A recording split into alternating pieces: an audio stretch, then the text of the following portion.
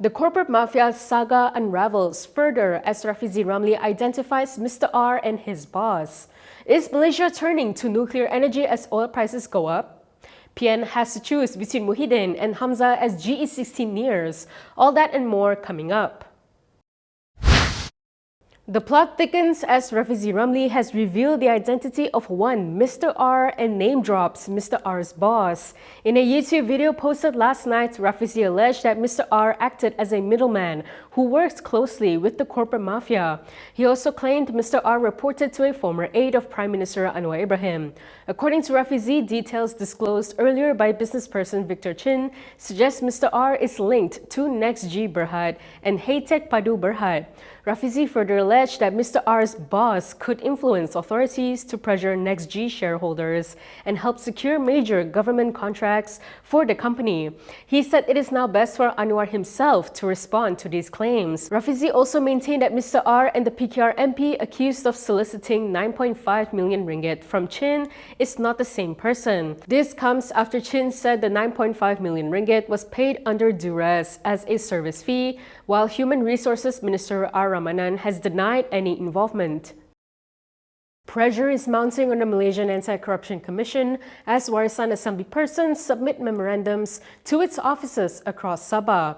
8 state representatives are demanding answers over what they describe as delays in investigating high-profile figures linked to the Sabah mining scandal. Despite allegations involving 15 individuals, including senior politicians, only 3 people have been charged so far: whistleblower Albert Tay and 2 former assembly persons. Sedangkan sebelum ini, laporan meluas menyatakan bahawa sekurang-kurangnya 15 individu yang telah dikaitkan dengan skandal mining ini, termasuk tokoh-tokoh politik berprofil tinggi. Namun hingga sekarang, hanya beberapa individu sahaja yang didakwa, yaitu 2 sahaja yang didakwa di mahkamah. Ini menimbulkan persoalan yang sangat serius. Mengapa hanya sebahagian didakwa, yaitu 2 orang, sedangkan bukti yang dikemukakan didakwa seragam dan konsisten. In the memorandum, the group claims MACC's silence raises concerns of possible political interference in the case. They also question the Attorney General's chambers over its lack of action against individuals named in a more than 300-page dossier previously submitted by Tay. Meanwhile, another 6 Warisan Assembly persons submitted a similar memorandum in Sandakan, warning that public confidence in enforcement institutions is eroding. Last November, Prime Minister Anwar Ibrahim said investigations were ongoing, but there have been no updates since. Anwar has also denied claims that his administration is protecting politicians aligned with his Pakatan Harapan coalition. Muhyiddin or Hamzah? Which political figure will Perikatan Nasional turn to as GE16 nears? Opposition MP Wanama Fayhsal Wanama Kamal said PN has no formula to reconcile the conflict between Muhyiddin Yassin and Hamzah Zainudin's camps. One Fayhsal said that ahead of the next general election, PN needs to decide between maintaining its relationship with Bersatu or working together with Hamzah and his new party. Sebenarnya, pertanyaan saya secara jujur tak ada.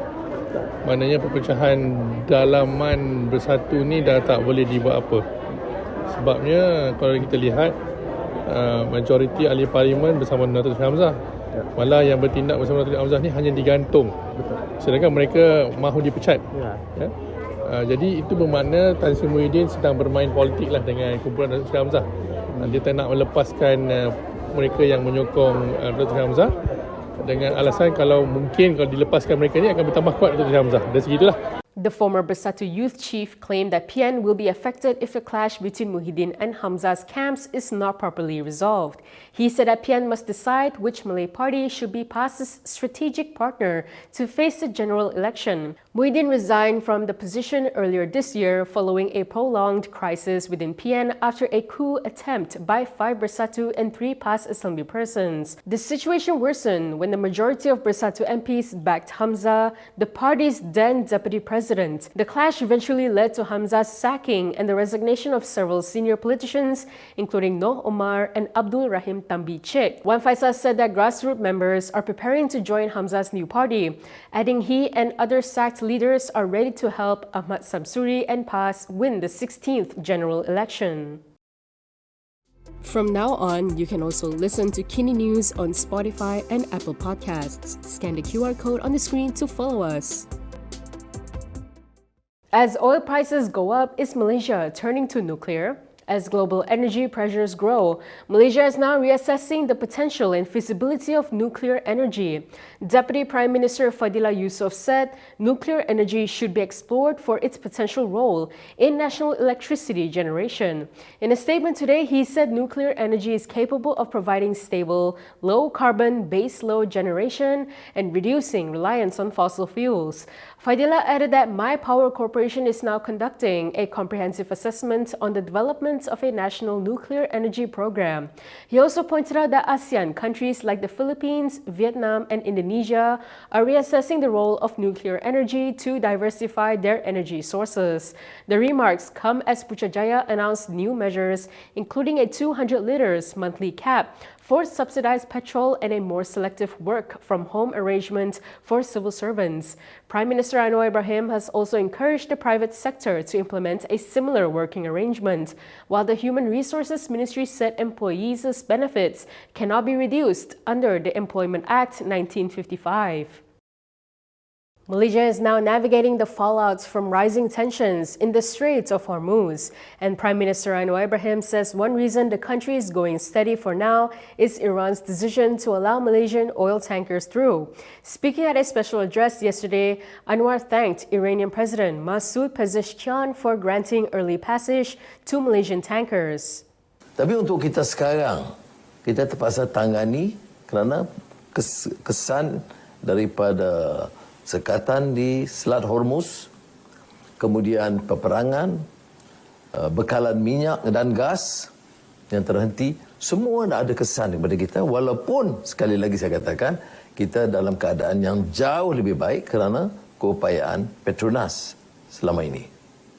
Saya ambil kesempatan juga ucapkan terima kasih kepada Presiden Iran kerana awal memberi laluan dan sekarang kita dalam proses untuk melepaskan kapal minyak Malaysia dan pekerja yang terlibat supaya dapat meneruskan perjalanan mereka pulang. Anwar said that peace efforts following the US-Israel attacks on Iran are not easy, as Iran feels being repeatedly deceived when accepting peace moves. He added that Malaysia will keep supporting regional peace efforts while protecting national interests and citizens' safety. Separately, PKR Youth Vice Chief Nabil Halimi urged the government to roll out an economic stimulus package to cushion rising fuel prices, support SMEs, stabilize supply chains, and protect jobs. This comes as Putrajaya announced new measures, including 200 liters monthly cap for subsidized petrol and a more selective work-from-home arrangement for civil servants. If you like the stories we produce, consider supporting us by subscribing to Malaysia Kini. Click the link in the description below or scan the QR code on your screen to subscribe. Is 200 liters of subsidized petrol enough for Malaysians? Malaysia's new Budi 95 petrol quota will be capped at 200 liters a month starting April 1st. And economists say the move is meant to stop fuel subsidies from swallowing up the budget. Bank Muamalat Malaysia Chief Economist Afzanizam Abdul Rashid said the move is necessary due to rising oil prices. He said the subsidy was planned when oil prices were estimated to be around $60 to $65 per barrel, but prices have exceeded $100 per barrel. Afzanizam told Malaysia Kini that the government has to review fuel spending so sectors like education, health and infrastructure are not affected. Yesterday, Prime Minister Anwar Ibrahim announced the government's strategic measures amidst the growing global energy crisis stemming from the fighting. Meanwhile, economist Barjoyai Bardai said the move will impact only intensive users such as gig workers and long-distance drivers. He added that Malaysia's monthly petrol and diesel subsidy bill has increased from 700 million ringgit to 3.2 billion ringgit a month. And that is all from me today. For more stories, you can go to Kinitv.com. You can also follow us on Instagram, X, YouTube, and Facebook for the latest news updates. If you'd like to support independent media, do consider subscribing to MalaysiaKini.com. I'm Camelia. Thanks for watching.